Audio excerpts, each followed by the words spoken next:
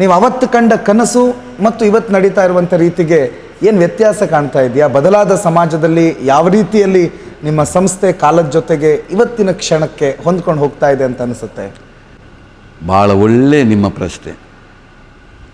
ನಾನು ಇತಿಹಾಸ ಹೇಳೋದಕ್ಕಿಂತ ಮೊದಲು ಈ ಒಂದು 75 ವರ್ಷವನ್ನೇ ನನ್ನ ಜೀವನವನ್ನೇ ನಾನು ಆಲೋಚನೆ ಮಾಡಿದರೆ ಇವತ್ತು ಕಳೆದು ಹೋದಂಥ ಸಮಯಗಳು, ಬಾಲ್ಯ ಸಮಯ ಇರ್ಬೋದು, ನನ್ನ ಯೌವನದಲ್ಲಿ ಇರ್ಬೋದು, ಅಥವಾ ಯಾವುದೇ ನಿರ್ಣಯವೂ ಇರ್ಬೋದು, ಎಲ್ಲವೂ ಕೂಡ ಬಹಳ ಒಳ್ಳೆಯ ಕ್ಷಣಗಳು ಅಂತ ನಾನು ತಿಳ್ಕೊಂಡವ.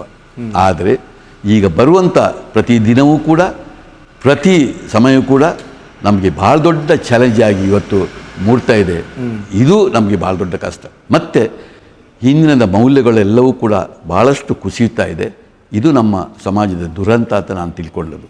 ಇದನ್ನು ಮಾತ್ರ ನನಗೆ ಇರುವಂಥ ಭಾಳ ದೊಡ್ಡ ಸವಾಲು. ಹೀಗೆ ಆಗಬಾರ್ದು. ಯಾಕೆಂದರೆ ಮುಂದೆ ತುಂಬ ಫ್ಯೂಚರ್ ಇದೆ ಎಂಬುದು ನಮಗೆ ಅನ್ನಿಸಬೇಕು. ಆ ದೃಷ್ಟಿಯಲ್ಲಿ ಮಾತ್ರ ಕೆಲವು ಕೊರತೆಗಳನ್ನು ನಾನು ಕಾಣ್ತಾ ಇದ್ದೇನೆ. ಒಂದು ಸದೃಢ ಸಮಾಜ, ಸಮಾಜ ಬೇಕು ಅಂತಂದರೆ ಅದಕ್ಕೆ ಸಮಾನ ಮನಸ್ಕರ ಒಂದು ಪಡೆಯನ್ನು ಸೃಷ್ಟಿ ಮಾಡುವ ಬಹಳ ದೊಡ್ಡ ದೇವರು ಮೆಚ್ಚುವಂಥ ಕೈಂಕರ್ಯ, ಒಂದು ಶಿಕ್ಷಣ ಅನ್ನುವಂಥ ಪುಣ್ಯ ಕೈಂಕರ್ಯದಲ್ಲಿ ತಾವು ತಮ್ಮನ್ನು ತೊಡಗಿಸಿಕೊಂಡಿದ್ದೀರಿ. ಅದೆಷ್ಟೋ ಜನ ವಿದ್ಯಾರ್ಥಿಗಳು ಇವತ್ತು ತಮ್ಮನ್ನು ನಡೆದುಕೊಂಡು ಹೋಗುವಾಗ ಗುರುಗಳೇ ಅಂಥೇಳಿ ಅಲ್ಲಿ ಕೈ ಮುಗಿತಾರೆ. ಇವರು ನನ್ನ ಗುರುಗಳು ಅಂಥೇಳಿ ಬಹಳ ಪ್ರೀತಿಯಿಂದ ನಿಮ್ಮನ್ನು ತನ್ನ ಹೃದಯ ಮಂದಿರದಲ್ಲಿ ಇಟ್ಕೊಂಡು ಪ್ರತಿನಿತ್ಯ ಪೂಜೆ ಮಾಡ್ತಿರ್ತಾರೆ. ಅಂಥ ಲಕ್ಷಾಂತರ ನಿಮ್ಮ ಶಿಷ್ಯಂದರ ಪರವಾಗಿ ಆ ಎಲ್ಲ ಶಿಷ್ಯರ ಸಮಸ್ತ ನಮಸ್ಕಾರವನ್ನು ಇವತ್ತಿನ ಈ ಗುರುತಿನ ಪರವಾಗಿ ನಾನು ನಿಮಗೆ ಕೊಡಲಿಕ್ಕೆ ಬಯಸ್ತೀವಿ. ಯಾಕಂದರೆ ಒಬ್ಬ ಗುರು ಇಡೀ ಸಮಾಜವನ್ನು ಬದಲಿಸಬಲ್ಲಂತಹ ಒಂದು ಮಹತ್ ಶಕ್ತಿಯನ್ನು ಹೊಂದಿರುವ ದೇವರು. ಅಂಥ ದೇವರಾಗಿ ಇವತ್ತು ನೀವು ಸಮಾಜದಲ್ಲಿದ್ದೀರಿ. ಧನ್ಯವಾದಗಳು ಮೋಹನ್ ಆಳ್ವರೇ.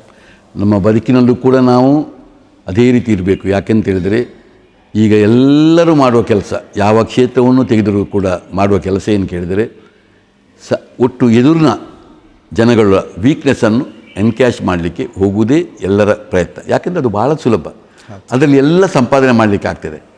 ಆದರೆ ಯಾವುದು ತಪ್ಪಿದೆ ಅದನ್ನು ತಿದ್ದುವಂಥ ಕೆಲಸಕ್ಕೆ ಯಾವತ್ತೂ ಯಾರು ಕೈ ಹಾಕೋದಿಲ್ಲ. ಯಾಕಂದರೆ ಅದು ಬಹಳ ದೊಡ್ಡ ಸವಾಲಾಗಿರ್ತದೆ.